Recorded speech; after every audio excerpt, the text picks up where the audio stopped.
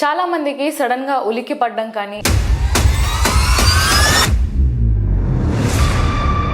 Brain లో exact గా ఏం జరుగుతుంది డాక్టర్ ఇది ఎపిలెప్సీ ఉన్న వాళ్ళకి? బ్రెయిన్లో సడన్గా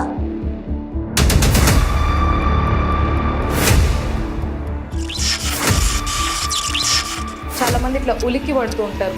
నాకు ఏదో జరగబోతోంది అని. సో ఫిట్స్ అంటే అందరు కింద పడిపోయి అంటే నోట్లో నురుగొచ్చి ఒక్కొక్కసారి పిల్లలు ఇలా బ్లాంక్ అయి చూస్తూ ఉండిపోతారు. ఎపిలెప్సీ ఉన్న ఆడపిల్లలకి పెళ్ళి అవ్వడం కష్టం. Hello everyone, welcome back to Vizag Dopamines. నేను మీ పల్లవి.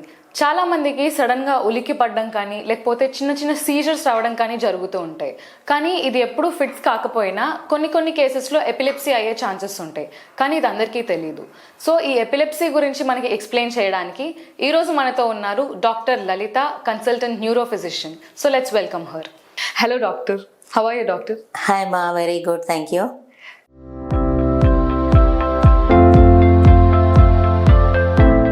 సో డాక్టర్, ఎపిలెప్సీ అంటే ఏంటి? సింపుల్ వర్డ్స్లో మా కోసం ఎక్స్ప్లెయిన్ చేస్తారా? ఎపిలెప్సీని మూర్ఛ వ్యాధి అంటారు. రిపిటేటివ్గా మూర్ఛ రావడం, ఫిట్స్ రావడాన్ని ఎపిలెప్సీ అంటారు. అయితే ఒక రోజులో 10 సార్లు 20 సార్లు వచ్చినా కూడా దాన్ని మూర్ఛ వ్యాధి అనము. There should be a gap of 24 hours, minimum 24 గంటల గ్యాప్ తర్వాత సపోజ్ 2 సార్లు ఫిట్స్ వచ్చినా కూడా దాన్ని మూర్ఛ వ్యాధి అంటాం. ఓకే, సో బ్రెయిన్లో ఎగ్జాక్ట్గా ఏం జరుగుతుంది డాక్టర్ ఇది ఎపిలెప్సీ ఉన్న వాళ్ళకి? బ్రెయిన్లో సడన్గా ఎక్సెసివ్గా న్యూరోనల్ డిశ్చార్జ్ అంటాం. Brain is full of nerve cells. Repetitive firing జరుగుతుంది. అంటే బ్రెయిన్ అంతా కూడా ఎలక్ట్రికల్ కరెంట్స్, సీక్వెన్షియల్గా స్లోగా జరగవలసిన కరెంట్ ఒక్కసారిగా హైపర్ సింక్రోనస్ డిశ్చార్జ్ అంటారు. It's like some millions of people singing at once. ఒక్కసారిగా బ్రెయిన్లో ఎలక్ట్రిక్ న్యూరాన్స్ డిశ్చార్జ్ అవుతాయి సడన్గా, ఎక్సెస్ కరెంట్. ఓకే, సో ఇందువల్ల చాలా మంది ఇట్లా ఉలికి పడుతూ ఉంటారు. కొంతమంది అంటే ఈ సీజర్స్ కూడా మూర్ఛ వచ్చిన వాళ్ళకి ఫిట్స్ అనేది వస్తుంది, కానీ కొంతమంది ఉలికి పడుతూ ఉంటారు, కొంతమందికి సడన్ సీజర్స్ వస్తుంది. సో ఇది కూడా ఎపిలెప్సీ కిందకే వస్తుందా డాక్టర్? ఈ ఫిట్స్ అనేవి చాలా రకాలుగా ఉంటాయమ్మా. కాళ్ళు చేతులు కొట్టుకోవడము, నాలిక కరుచుకోవడము, కళ్ళు తేలేసి కొన్ని సందర్భాల్లో బట్టల్లో యూరిన్ పాస్ చేసుకుని అపస్మారక స్థితిలోకి వెళ్ళిపోవడం, అన్కాన్షియస్ అయి కింద పడిపోతూ ఉంటారు. దీన్ని జనరలైజ్ సీజర్స్ అంటారు. కొంతమందికి ఫోకల్ సీజర్స్ అని ఉంటాయి. ఒక హ్యాండ్ చేయి మాత్రమే కొట్టుకోవడం, లేకపోతే మూతి ఒక పక్కన షేక్ అవ్వడం, వణుకులాగా రావడము.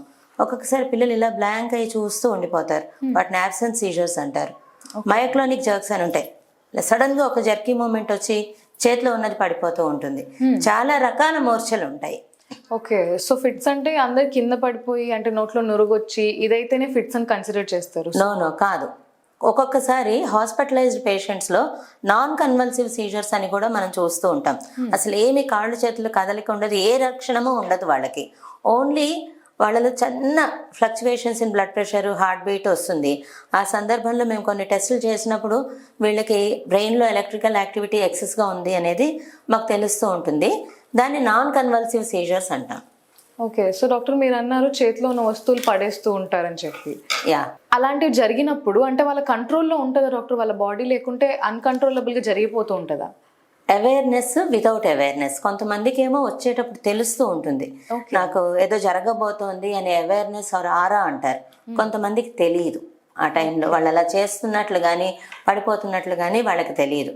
అంటే ఇంకొంచెము బ్రెయిన్లో కనెక్షన్స్ అన్నీ దెబ్బతింటున్నాయి అన్నమాట. సో ఇలాంటి వాళ్ళు అన్కాన్షియస్ అయ్యి పడిపోవడానికి అవకాశం ఎక్కువ ఉంటుంది. ఓకే, సో డాక్టర్ ఇది ఏ ఏజ్ గ్రూప్ వాళ్ళకి వచ్చే ఛాన్సెస్ ఉన్నాయి డాక్టర్? పసిపిల్లల దగ్గర నుంచి ముసలి వాళ్ళ వరకు ఏ వ్యక్తికైనా ఎప్పుడైనా మూర్ఛ అనేది రావచ్చు. ఓకే డాక్టర్, నిద్రలో వచ్చే ఛాన్సెస్ ఉన్నాయా ఇది? ఎస్, నాక్టర్నల్ సీజర్స్ అంటాం. They are very dangerous. Nocturnal seizures అంటే మోస్ట్ ఆఫ్ ద టైం ఇవి జెనెటిక్ అవ్వడానికి అవకాశం ఎక్కువ. నిన్న నైట్ ఒక పిల్లవాడిని తీసుకొచ్చారు నా దగ్గరికి. 3 సార్లు వచ్చింది. 3 సార్లు ఈ పిల్లవాడికి నిద్రలోనే వచ్చింది. ఓకే, అలాంటప్పుడు అంటే ఎలాగా రెస్పాండ్ అవ్వాలి డాక్టర్ చుట్టుపక్కల ఉన్న వాళ్ళు? ఎప్పుడైనా సరే మూర్ఛ వచ్చినప్పుడు ఏంటంటే వాళ్ళకి గాలి తగిలేలాగా చేయాలి. ముందు వాళ్ళని పడుకోబెట్టేసేయాలి, ఒక పక్కకు తిప్పి పడుకోబెట్టాలి. ఎందుకంటే నోట్లో ఏదైనా ఆహార పదార్థాలు ఉన్నా ఉమ్ము కానీ ఆస్పిరేషన్ అయ్యి లంగ్స్లోకి వెళ్ళడానికి అవకాశం ఉంటుంది. ఒక పక్కకు తిప్పి పడుకోబెట్టాలి, బట్టలు లూజ్ చేయాలి, గాలి తగిలేలాగా చేయాలి. చాలామంది ఏం చేస్తారంటే నోట్లో ఒక స్పూన్ పెట్టేస్తారు, లేదంటే ఐరన్ రాడ్ పెడుతూ ఉంటారు. అవన్నీ పెట్టడం వల్ల మన ద్వారా ఇంజురీ అవడానికి అవకాశం ఉంటుంది. గాలి తగిలేలాగా చేయాలి, చుట్టూ గుమ్మకూడదు. అలాంటి వాళ్ళకి ఏమి తాగించడం తినిపించడం చేయకూడదు. ఓకే, అంటే కొంతమంది తెలియకుండా నీళ్ళు ఇవ్వడము ఇలాంటివి చేస్తూ ఉంటారు. నో, ఆల్రెడీ వాళ్ళకి మూర్ఛ వ్యాధి ఉందని తెలిస్తే సామాన్యంగా మేము కొన్ని ఎమర్జెన్సీ డ్రగ్స్ ఇస్తాం. ఆ డ్రగ్ తీసి నోట్లో వేస్తే కరిగిపోయే మెడిసిన్స్ ఉంటాయి, లేదంటే స్ప్రే లాంటివి ఉంటాయి. అది ఆల్రెడీ మూర్ఛ వ్యాధి ఉండి ట్రీట్మెంట్ అవుతున్న వాళ్ళకి మేము ఇచ్చే rescue medication. But somebody who doesn't know, వాళ్ళకి ఫిట్స్ ఉందని తెలియదు, అలాంటప్పుడు ఫస్ట్ అండ్ ఫార్మోస్ట్ గాలి తగిలేలాగా చేయడము, బట్టలు వదులు చేయడము, ఒక పక్కకు తిరిగి పడుకోబెట్టడము, వాళ్ళకి నీళ్లు లాంటివి తాగించకుండా ఉండడం. ఓకే, అంటే కొంతమంది తాళాలు ఇలాంటివి చేతిలో పెడతారనమాట, అది ఎంతవరకు కరెక్ట్ డాక్టర్? ఎంత ఎలక్ట్రికల్ యాక్టివిటీ కాబట్టి, బ్రెయిన్లో ఎలక్ట్రోమాగ్నెటిక్ వేవ్స్ కాబట్టి ఒక తాళాలు గుర్తి పెట్టినప్పుడు కొంతవరకు అబౌట్ అవుతుంది. చేతిలో వరకు పెడితే పర్వాలేదు, కొంతమంది బలవంతంగా నోట్లో కూడా గుచ్చేస్తూ ఉంటారు, అలాంటివి చేయకూడదు. ఓకే డాక్టర్, ఈ ఎపిలెప్సీ అనేది చాలా బ్రాడ్ స్పెక్ట్రమ్ అన్నారు మీరు, అంటే మైల్డ్ సీజర్స్ నుంచి ఫిట్స్ వచ్చేదాకా ఛాన్సెస్ ఉన్నాయంటారు. సో మెడికేషన్ అనేది కూడా డిఫరెంట్గా ఉంటుందా? చాలా చాలా వేరియేషన్ ఉంటుంది. మెడికేషన్ అనేది one size does not fit all. మీకు పనికి వచ్చేది నాకు పనికి రాదు, నాకు పనికి వచ్చేది వాళ్ళకి రాదు. సో మనం జనరలైజ్ చేసి చెప్పడానికి లేదు. సేమ్ పర్సన్కి కూడా ఒకసారి రెస్పాండ్ అయినట్లుగా ఫ్యూ ఇయర్స్ తర్వాత వాళ్ళు రెస్పాండ్ అవ్వకపోవచ్చు. ఎప్పటికప్పుడు మనము ఇండివిజువల్ పేషెంట్ని దృష్టిలో పెట్టుకొని వాళ్ళకి తగిన ట్రీట్మెంట్ మనం చేయవలసి ఉంటుంది. అలాగే దీంట్లో ఉండే ఇంప్లికేషన్స్ అన్నీ కూడా, దాని ప్రోగ్నోసిస్ అంటాము. అంటే మందులు ఎన్నాళ్ళకి ఆపచ్చు, ఆపితే మళ్ళీ వస్తుందా, లైఫ్ లాంగ్ వాడాల్సి ఉంటుందా, ఇలాంటివన్నీ కూడా మనం వాళ్ళకి ఎడ్యుకేట్ చేయవలసి ఉంటుంది. ఓకే డాక్టర్, ఇది లైఫ్ లాంగ్ ఉంటుందా లేకపోతే క్యూరబుల్ అంటారా ఎపిలెప్సీ అనేది? చాలా సందర్భాల్లో ఎపిలెప్సీ ఈజ్ క్యూరబుల్, కానీ కొంతమందికి ఒక 5 to 10% పీపుల్కి మెడిసిన్స్ ఆపేసిన తర్వాత మళ్ళీ రావచ్చు. సో ఒక యూజువల్గా ఒక 2 years 3 years మనం మెడికేషన్ ఇస్తాం. ఇచ్చిన తర్వాత వాళ్ళకి చెప్తాం, మళ్ళీ కనుక ఫిట్స్ వస్తే కంగారు పడకండి, మమ్మల్ని కన్సల్ట్ చేయండి. ఒక 100 మందికి ఫిట్స్ వస్తే 5 to 10% పీపుల్కి రిలాప్స్ రావచ్చు అని మనం వాళ్ళకి చెప్తాం. చెప్పినప్పటికీ కూడా వాళ్ళు మర్చిపోతూ ఉంటారు. ఇట్ హ్యాపెన్ 2 days బ్యాక్, మీరే కదా డాక్టర్ మందులు మానేయమన్నారు, మా పిల్లాడికి మళ్ళీ ఫిట్స్ వచ్చాయని తీసుకొచ్చింది ఒక ఆమె. Clearly I mentioned in my document, okay మళ్ళీ ఫిట్స్ వస్తే సంప్రదించండి అని. సో అంటే ఫిట్స్ వచ్చినప్పుడు టాబ్లెట్స్ అయితే తీసుకోవాల్సిందే ఖచ్చితంగా, రిలాప్స్ అయ్యే ఛాన్సెస్ ఉన్నాయంట కొంతమందికి 5 to 10% పీపుల్కి. అది మనం ఎడ్యుకేట్ చేస్తాం కానీ వాళ్ళు గుర్తుంచుకోరు. So we have to create awareness, అవగాహన కల్పించాలి. ఓకే, డాక్టర్స్ వల్ల అయ్యేది కాదు, పబ్లిక్ లెవెల్లో మనం అవేర్నెస్ క్రియేట్ చేయాలి. డాక్టర్, ఎపిలెప్సీ ఉన్న వాళ్ళకి పెళ్ళైన తర్వాత కానీ లేకపోతే డ్యూరింగ్ ప్రెగ్నెన్సీ ఏదైనా ప్రాబ్లమ్స్ వచ్చే ఛాన్సెస్ ఉన్నాయా? చాలా ఇంపార్టెంట్ ప్రశ్న అమ్మ. మన సొసైటీలో ఇది ఒక పెద్ద స్టిగ్మా. ఎపిలెప్సీ ఉన్న ఆడపిల్లలకి పెళ్ళి అవ్వడం కష్టం. బాయ్స్కి అయితే అసలు ప్రాబ్లమే లేదు. గర్ల్స్కి కొన్ని ఇష్యూస్ ఉంటాయి, మెడిసిన్స్ వలన, హార్మోనల్ యూసేజ్ వలన, కాంట్రాసెప్టివ్ ఇష్యూస్, మెన్స్ట్రువల్ ఇష్యూస్ వలన కొన్ని ప్రాబ్లమ్స్ ఉంటాయి. దానికి తగినట్లు మనం మెడికేషన్ అడ్జస్ట్ చేసుకోవచ్చు. ఎపిలెప్సీ ఉన్న ఆడపిల్లలు నిరభ్యంతరంగా పెళ్లి చేసుకోవచ్చు. కొన్ని రకాల మెడిసిన్స్ మాత్రం ప్రెగ్నెన్సీలో అవాయిడ్ చేస్తాము. డాక్టర్స్ అడ్వైస్ మీద వాళ్ళు చక్కగా వివాహం చేసుకోవచ్చు, పిల్లల్ని కనవచ్చు, ఏ జాబ్ అయినా చేయవచ్చు. డాక్టర్, స్కూల్కి వెళ్ళే పిల్లలు కానీ లేకపోతే జాబ్స్ చేసే వాళ్ళకి కానీ ఎపిలెప్సీ ఉన్నప్పుడు కొన్నిసార్లు స్ట్రెస్ఫుల్ సిచ్యువేషన్స్లో ట్రిగర్ అయిపోతూ ఉంటాయి. అలాంటప్పుడు వాళ్ళని వాళ్ళు కంట్రోల్ చేసుకోవడానికి ఏం చేయాలి doctor? That is a correct word, triggers అని ఉంటాయి. ఎపిలెప్సీ ఉన్న వాళ్ళకి మేము చెప్తాము, వేళ ప్రకారం టిఫిన్ తినాలి, భోజనం చేయాలి, నిద్ర సమంగా ఉండేలాగా చూసుకోవాలి, స్ట్రెస్ పనికిరాదు, మొబైల్ యూసేజ్ ఆ టీవీ ఎక్కువగా వాచ్ చేయడం పనికిరాదు. ఈ ప్రికాషన్స్ అన్నీ చెప్తాము. స్పెషల్లీ స్కూల్ పిల్లలకి కూడా ఇప్పుడు బర్డెన్ ఎక్కువగా ఉంటుంది, స్లీపింగ్ అవర్స్ తక్కువైపోతున్నాయి, దానివల్ల కూడా ట్రిగర్ అయిపోతున్నాయి. సో దానికి తగిన ఏర్పాట్లు తల్లిదండ్రులు పిల్లలకి చేయవలసి ఉంటుంది. అలాగే జాబ్ చేసే వాళ్ళకి కూడా అంతే, సిస్టమ్ వర్క్ ఎక్కువగా చేస్తారు, that is one of the triggers. దానికి తగినట్లు వాళ్ళు యోగా చేయడం, ధ్యానం చేయడం, వ్యాయామం చేయడము, తగిన ఫుడ్ తీసుకోవడము, మిగిలిన ఎక్సెస్ ట్రిగ్గర్స్ అన్నింటినీ కంట్రోల్ చేసుకుంటే ఎవరైనా జాబ్ చేసుకోవచ్చు. ఓన్లీ హైట్స్లో వర్క్ చేసే వాళ్ళకి, డ్రైవింగ్ చేసే వాళ్ళకి, స్విమ్మింగ్ చేసే వాళ్ళకి ఎక్స్ట్రా ప్రికాషన్స్ తీసుకోవాల్సి ఉంటుంది. ఓకే డాక్టర్, ఫుడ్ ఏదైనా ఫ్యాక్టర్ ప్లే చేస్తుందా ఈ ట్రిగర్స్ రావడంలో ఎపిలెప్సీ ఉన్న వాళ్ళకి? As such there is no food which will trigger epilepsy. But వేళకి ఫుడ్ తీసుకోకపోతే మాత్రం ట్రిగర్ అవుతాయి.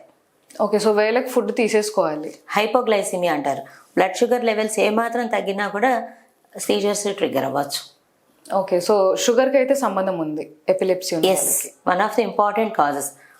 either low sugar or high sugar, both of them trigger చేయొచ్చండి. ఓకే. సో డాక్టర్, ఫైనల్గా కొంతమంది పేషెంట్స్ అంటే ఎపిలెప్సీ ఉన్న వాళ్ళు ముఖ్యంగా లైఫ్ లాంగ్ నాకు ఇది ఎందుకు వచ్చిందని చెప్పి చాలా డిప్రెస్డ్ ఉంటారు కొంతమంది, అంటే సడన్గా డయాగ్నోస్ అయితే. అలాంటి వాళ్ళ కోసం మీరేం మెసేజ్ ఇవ్వాలనుకుంటున్నారు? Most important question today. ఆ డిప్రెషన్, వాళ్ళని కౌన్సిలింగ్ చేయడము, వాళ్ళలో ఉండే స్టిగ్మా పోగొట్టడము, వాళ్ళని మోటివేట్ చేయడము, this are all important part of management of epilepsy patients. So డాక్టర్స్గా మేము మెడికేషన్ ఇవ్వడమే కాదు, we have to give them some time for counselling. నా దగ్గర కౌన్సిలర్స్ ఉంటారు. ప్రతి ఎపిలెప్సీ పేషెంట్కి వాళ్ళు ఇండివిజువల్ పేషెంట్కి కౌన్సిలింగ్ చేస్తారు. తర్వాత సమ్ ఆఫ్ మై పేషెంట్స్ వాళ్ళే కౌన్సిలింగ్ చేస్తారు. ఐ హ్యావ్ ఒక 10 మంది పేషెంట్స్ ఉన్నారు. వాళ్ళే నా న్యూలీ డయాగ్నోస్డ్ పేషెంట్స్ని వాళ్ళే టెలిఫోనిక్ కన్సల్టేషన్ ద్వారా ఏదో పర్సనల్గా కౌన్సిలింగ్ చేస్తారు. చాలా ఇంపార్టెంట్ అమ్మా ఈ కౌన్సిలింగ్ అనేది. అండ్ ఇటువంటి ప్రోగ్రామ్స్ ద్వారా కూడా మనం స్ప్రెడ్ చేయాల్సి ఉంటుంది. ఇది ఎంత కామన్ అయిపోయింది డాక్టర్, అంటే ఇట్లా డిప్రెస్ అయిపోతుంటారు అన్నాను కదా, అంటే వాళ్ళకి ఏమైనా చెప్పగలుగుతారా? అంటే ఇది చాలా కామనే, దీన్ని క్యూర్ చేసుకోవచ్చు, మన చేతుల్లో ఉండే పని. ఒకప్పుడు ఎపిలెప్సీ అంటే దయ్యాలు, భూతాలు, సైతాన్లు అవి ఇవి అనుకుని తావీదులు అవి కట్టేవాళ్ళు. Nowadays at least people know epilepsy అంటే ఇది ఒక డిసీజ్, ఇట్ ఈస్ ట్రీటబుల్ అని. That's what I want emphatically say. Epilepsy అనేది ఏదో పెద్ద దయ్యము, భూతము మాత్రమో కాదు. Treatable, curable. చక్కగా ఎపిలెప్సీ ఉన్న వాళ్ళు కూడా మిగతా వాళ్ళకి మళ్ళీ రొటీన్గా వాళ్ళ రొటీన్ యాక్టివిటీస్ అన్నీ పెర్ఫామ్ చేయొచ్చు, వివాహం చేసుకోవచ్చు, జాబ్ చేయొచ్చు, టూర్లకు వెళ్ళొచ్చు, లైఫ్ని ఎంజాయ్ చేయొచ్చు, నిండు నూరేళ్ళు హాయిగా జీవించవచ్చు. డాక్టర్, ఈ ఎపిలెప్సీ గురించి అవేర్నెస్ క్రియేట్ చేయడానికి మీరు చాలానే చేస్తున్నారు. సో ఇందులో భాగంగా మీ నుంచి ఏదైనా చేస్తున్నారా ఇనిషియేటివ్స్? అవునమ్మా, నేను every month medical camps conduct చేస్తూ ఉంటాను. గాజువాకలో నా క్లినిక్లో ప్రతి నెల 10వ తేదీ ఎపిలెప్సీ చిల్డ్రన్కి ఉచితంగా వైద్యం చేస్తాం మేము. డయాగ్నోసిస్ నుంచి ట్రీట్మెంట్ వరకు కూడా everything is free for them.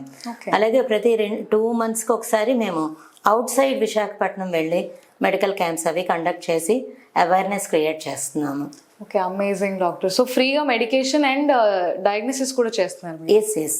కొన్ని సందర్భాల్లో వాళ్ళకి MRI, EEG అవసరమైన ఇన్వెస్టిగేషన్స్ ఉచితంగా చేయిస్తూ ఉంటాం. Amazing doctor, thank you so much doctor. Actually మీరు ఇలాంటి ఇనిషియేటివ్స్ తీసుకోవడం వల్ల చాలా మందికి ఇది హెల్ప్ఫుల్గా ఉంటుంది అండ్ చాలా మంది ఓవర్కమ్ కూడా చేస్తున్నారు వాళ్ళ భయాల్ని. So thank you so much for joining this today doctor. My privilege మా. Thank you so much. So చూసారుగా వ్యూవర్స్, ఎపిలెప్సీ అనేది ఏదో ప్రాణాంతకరమైన వ్యాధి అని అందరూ భయపడాల్సిన అవసరమే లేదు. డాక్టర్ గారు ఎక్స్ప్లెయిన్ చేసినట్లు కరెక్ట్గా ట్రీట్మెంట్ కానీ తీసుకొని మెడికేషన్ కానీ డాక్టర్స్ చెప్పినట్లు కానీ వాడితే ఇది డెఫినెట్లీ క్యూరబుల్. సో ఈ వీడియో కానీ మీకు యూస్ఫుల్ అనిపిస్తే మీ ఫ్రెండ్స్ అండ్ ఫ్యామిలీతో షేర్ చేయండి. Like and subscribe to Vizag Dopamines for more such videos. Thank you for watching.